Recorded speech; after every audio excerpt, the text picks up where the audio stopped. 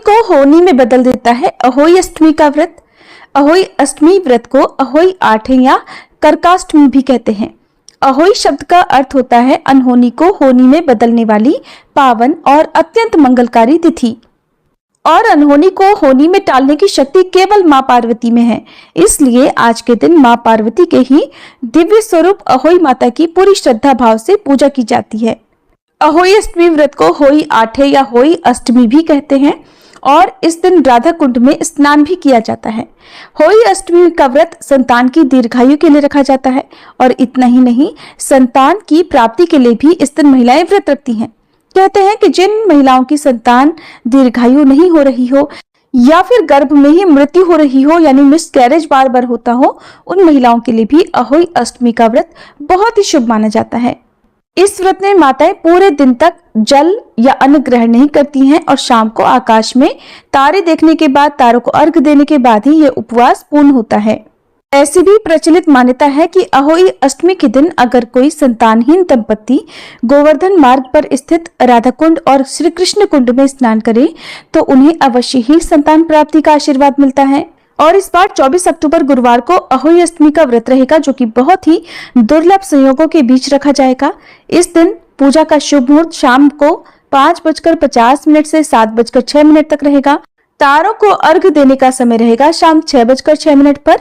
व्रत खोलने का समय रहेगा शाम 6:06 से 7:15 के बीच में। इस बार अहोई अष्टमी के दिन गुरु पुष्य नक्षत्र का शुभ संयोग बन रहा है। सर्वार्थ सिद्धि योग भी इस दिन रहने वाला है, तो बहुत ही शुभ संयोग बन रहे हैं जो कि कई सालों बाद पड़ रहे हैं। ऐसे में यदि संतान से जुड़ी कोई भी मनोकामना आपकी हो, चाहे संतान प्राप्ति के लिए हो, संतान के सुखद भविष्य की कामना के लिए हो, संतान की नौकरी तरक्की आदि से संबंधित हो, तो उसकी कामना के लिए, उसकी पूर्ति के लिए आप अहोई माता से इस दिन सच्चे मन से प्रार्थना करें, आपकी मनोकामना अवश्य पूर्ण होगी। अहोई अष्टमी का ये पर्व करवा चौथ के ठीक 4 दिन बाद पड़ता है, यानी कार्तिक कृष्ण पक्ष की अष्टमी तिथि के दिन। और इस दिन चांदी की अहोई बनाकर उनकी पूजा की जाती है। घर को गोबर से लीपने और कलश स्थापना करने की भी मान्यता है। अहोई माता का चित्र गेरू से बनाया जाता है, जिसके लिए अहोई माता का प्रतीक की एक पुतली बनाई जाती है और उनके चारों तरफ उनकी 8 संतानों की आकृतियां बनाई जाती हैं। इसी पुतली के पास अपनी संतानों को बिठाकर अहोई अष्टमी व्रत की कथा कही जाती है या सुनी जाती है। आपको मार्केट में भी अहोई माता का कैलेंडर या तस्वीर मिल जाएगी। आप चाहे तो मार्केट से लाकर भी पूजा कर सकती हैं। इस दिन व्रत रखने वाली महिलाओं को सुबह ब्रह्म मुहूर्त में गंगाजल मिलाकर पानी से स्नान करना चाहिए। अगर संभव हो तो आसपास किसी नदी, सरोवर या कुंड में स्नान करना चाहिए। साफ स्वच्छ वस्त्र धारण कर हाथ में जल लेकर व्रत रखने का संकल्प लेना चाहिए और फिर इसके बाद अहोई माता की तस्वीर पूजा घर की एक चौकी पर स्थापित करनी चाहिए। किसी भी व्रत में गणेश भगवान का पूजन सबसे पहले होता है, तो गणेश भगवान की पूजा करने के बाद ही आप अहोई माता की पूजा करें। आपके पास जो चांदी की अहोई है उसे भी सबसे पहले आप मंदिर में चौकी पर रखें। कुछ जगह पर करवा चौथ के व्रत के दिन जिस करवे में जल भर कर रखा गया था उसे अहोई अष्टमी के दिन पूजा करने के बाद विसर्जित किया जाता है, तो उस करवे को आप जल सहित चौकी पर स्थापित करें। यदि आपके यहाँ पर ऐसी मान्यता नहीं है तो मिट्टी के एक करवे में आप जल भर कर रखें, जिसमें आप कथा सुनते समय अपने हाथ में गेहूं या अक्षत के 7 दाने रखकर कथा सुने या पढ़ें और उसके बाद जब कथा समाप्त हो जाए तो इन गेहूं या अक्षत को उसी जल के करवे में या लोटे में आपको डालना है और इन्हीं से आप शाम को तारों को अर्घ देंगी। मार्केट से मिलने वाले कैलेंडर में अहोई माता की कथा भी लिखी हुई होती है, आप चाहे तो उसमें से कथा पढ़ सकते हैं। और यदि आपकी संतान आपके पास में रहती है तो उन्हें पूजा करते समय अपने पास जरूर बिठाएं। धूप दीप जलाकर सबसे पहले गणेश भगवान जी का पूजन करें। करवा माता को वस्त्र रूपी मौली कलावा अर्पित करें। भोग प्रसाद में आपके यहाँ पर जो भी सुबह के समय अर्पित किया जाता हो वैसे फल मिठाई आप हमेशा हर सुबह की पूजा में अर्पित कर सकते हैं। और फिर इस तरह से आप सुबह की विधि विधान से पूजा करें, अहोई माता की आरती करें और अपने और अपनी संतानों के तिलक लगाएं। यदि कोई निसंतान महिला या दंपति इस पूजा को कर रहे हैं तो उन्हें सच्चे मन से इस दिन अहोई माता से संतान प्राप्ति की कामना करनी चाहिए। और जो निसंतान महिलाएं होती हैं उन्हें चांदी की जो अहोई की माला होती है उसे धारण करने की आवश्यकता नहीं होती है। वैसे तो चांदी की अहोई माला ही पहनी जाती है, लेकिन कुछ लोग जिनकी सामर्थ्य नहीं है वो केवल कलावे यानी लाल रंग की जो मौली होती है उसे भी गले में धारण करके पूजा कर सकते हैं। इस प्रकार से सुबह की पूजा करने के बाद दिन भर निराहार निर्जल रहा जाता है। इस दिन अपने बच्चों पर किसी तरह का कोई भी क्रोध नहीं करना है, कोई वाद विवाद से बचना है। घर का माहौल बहुत शांति भरा होना चाहिए। बहुत सी जगह पर अहोई माता की जो मुख्य पूजा है वो दोपहर के समय की जाती है, लेकिन अधिकतर जगह पर शाम के समय ही पूजा की जाती है। और पूजा का शुभ मुहूर्त आपको वीडियो में पहले ही बता दिया है, तो उससे पहले आप एक बार फिर से स्नान आदि से निवृत्त हो जाएं, साफ स्वच्छ वस्त्र पहन लें। यदि आपकी संतानें हैं साथ में रहती हैं तो आप उन्हें भी अच्छे से रेडी कर लें और पूजा की तैयारी करें। आप पूजा करते समय धूप दीप जलाएं। आपके यहाँ पर जो भी पकवान अहोई माता को भोग में अर्पित किए जाते हों, जैसे अधिकतर जगह पर मीठे पुए पूड़ी इस दिन अहोई माता को भोग लगाए जाते हैं, तो वो भी आप तैयार करके रखें। और हाथ में गेहूं या अक्षत के 7 दाने लेकर शाम की पूजा में कथा अवश्य सुने। आप चाहे तो आपके बच्चे भी ये कथा आपको सुना सकते हैं, नहीं तो आप स्वयं भी पढ़कर इस कथा को अपनी संतानों को, अपने बच्चों को सुना सकती हैं। फिर अहोई माता की सच्चे मन से आरती करें और उसके बाद जब शाम का समय हो, तारों को अर्घ देने का समय हो, उस समय आप जो जल का करवा आपने रखा हुआ है, टोटीदार करवा, अगर टोटीदार मिट्टी का करवा नहीं है तो आप सादा पीतल के या तांबे के लोटे में भी जल भरकर तारों को अर्घ दे सकती हैं।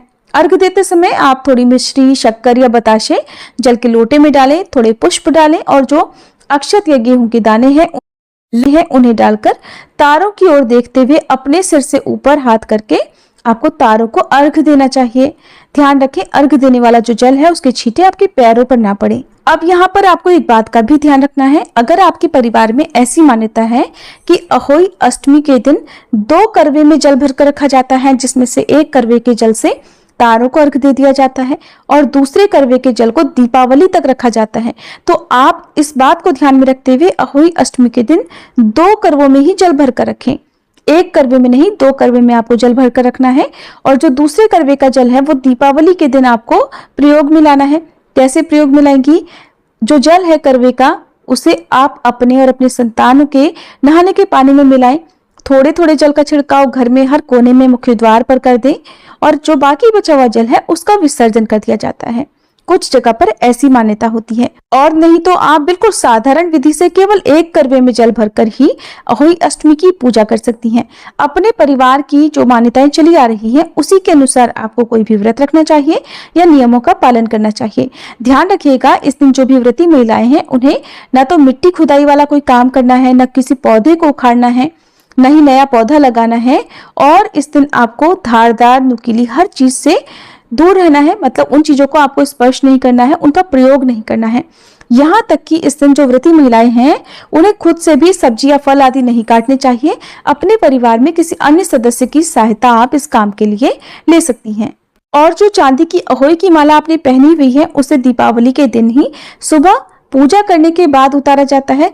और करवा चौथ के व्रत में जिस तरह से अपनी सासू माँ को बायना दिया जाता है, उसी तरह से अहोई अष्टमी के व्रत में भी सासू माँ को, यदि सुहागिन नहीं भी हैं तब भी उन्हें बायना दिया जाता है। नहीं तो परिवार में अपने से बड़ी किसी भी महिला को आप अहोई अष्टमी का बायना दे सकती हैं, जिसमें वस्त्र, फल, मिठाई, कुछ दक्षिणा आदि रखकर आप उन्हें भेंट स्वरूप दे सकती हैं। उनके पैर छूकर उनका आशीर्वाद जरूर लीजिएगा। और बच्चों को भी चाहिए कि अहोई अष्टमी के दिन अपने माता पिता के पैर छूकर उनका आशीर्वाद प्राप्त करें, अहोई माता का आशीर्वाद प्राप्त करें।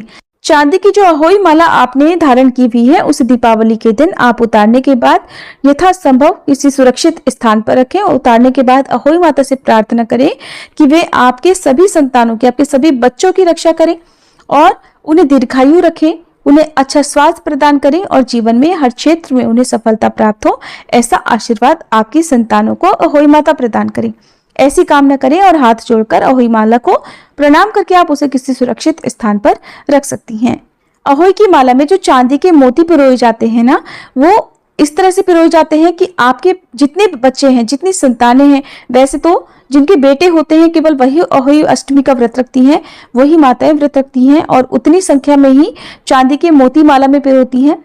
तो यदि आपके 2 बेटे हैं तो हर बेटे के नाम से एक एक माला का मोती आपको पिरोना है, यानी मार्केट से खरीद कर लाना है चांदी का मोती और उस माला में पिरो देना है।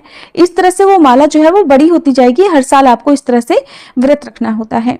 वैसे बहुत से लोग अब बेटियों के लिए भी अहोई अष्टमी का व्रत रखने लगे हैं।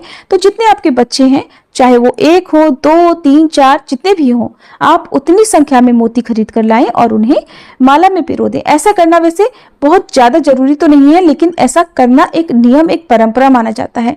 जिनकी सामर्थ्य हर साल नया मोती खरीदने की ना हो, वो केवल एक एक मोती से भी पूजा कर सकते हैं। इस दिन सुनी जाने वाली कथाएं भी आपको हमारे चैनल पर सुनाई जाएंगी, इसलिए आप सभी से अनुरोध है इस दिन कथा भी जरूर सुनिएगा। ये जानकारी अगर अच्छी लगी हो तो वीडियो को लाइक करके चैनल को सब्सक्राइब करना मत भूलिएगा।